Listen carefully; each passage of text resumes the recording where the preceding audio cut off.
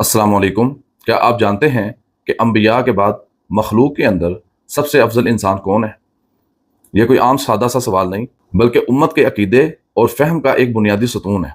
और इसका जवाब है कि वो अज़ीमुश्शान इंसान, अमीरुल मोमिनीन, खलीफतुल मुस्लिमीन, खलीफतुर रसूल, खलीफा बिला फ़स्ल, जनाब सैयदना अबू बकर सिद्दीक़ रज़ी अल्लाह ताला अन्हु हैं, जिनको रसूलुल्लाह सल्लल्लाहु अलैहि वसल्लम ने उनकी ज़िंदगी के अंदर जन्नत की खुशखबरी भी दी और आप सल्लल्लाहु अलैहि वसल्लम ने अपने बाद खलीफा भी मुकर्रर किया। रसूलुल्लाह सल्लल्लाहु अलैहि वसल्लम ने फरमाया कि मेरा दिल कर रहा है कि मैं अबू बकर और उनके बेटे को बुलाकर एक वसीयत कर दूं ताकि बाद में कोई मुद्दई ना बने।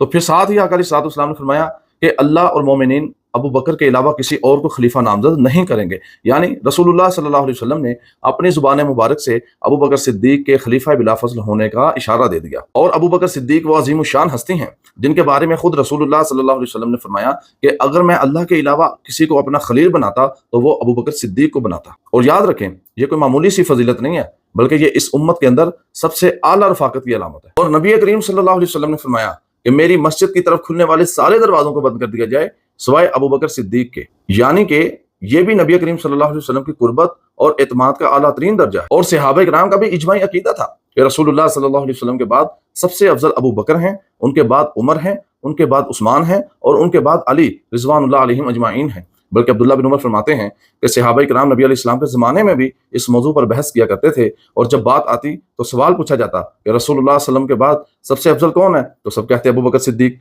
फिर सबसे अफजल उमर, फिर उनके बाद उस्मान। जब ये तीन हस्तियों का जिक्र हो जाता, इसके बाद इस टॉपिक को बंद कर दिया जाता और मजीद बहस ना की जाती। यहाँ पर एक बात नोट करने वाली है, अगर इस फजीलत को उसी अंदाज में लिया जाए जिस अंदाज में आज के लोग पेश करते हैं, तो यकीनन ये काम रसूलुल्लाह सल्लल्लाहु अलैहि वसल्लम के दौर में हो रहा है, आपकी हयात मुबारका में हो रहा है। अगर इसमें कोई गैर शरई बात होती या कोई और मसला होता तो यकीनन रसूलुल्लाह सल्लल्लाहु अलैहि वसल्लम सहाबा को इस बात से रोक देते और टोक देते। और इसी तरह रसूलुल्लाह सल्लल्लाहु अलैहि वसल्लम ने जनाब अबू बकर के बारे में जन्नत की खुशखबरी भी दी। आका अलैहिस्सलातु वस्सलाम फरमाते हैं, उम्मत के अंदर सबसे पहले जन्नत में जाने वाले वो अबू बकर सिद्दीक होंगे। तो याद रखिए, अंबिया के बाद सबसे अफजल इंसान वो हैं जिन्होंने गारे सौर के अंदर नबी अलैहिस्सलाम का साथ दिया, जिन्होंने आपके ऊपर अपनी जान, माल, वक़्त, इज्जत और सब कुछ निसार कर दिया, सब कुछ कुर्बान कर दिया। वो अजीम हस्ती अमीरुल मोमिनीन, खलीफतुर रसूल जनाबे सैयदना अबू बकर सिद्दीक रज़ी अल्लाह ताला अन्हु की हस्ती। अगर आप भी अबू बकर सिद्दीक रज़ी अल्लाह ताला अन्हु से मोहब्बत करते हैं तो इस वीडियो को ज्यादा से ज्यादा शेयर करें ताकि हर मुसलमान तक ये हक बात पहुंच सके। अल्लाह ताला से दुआ है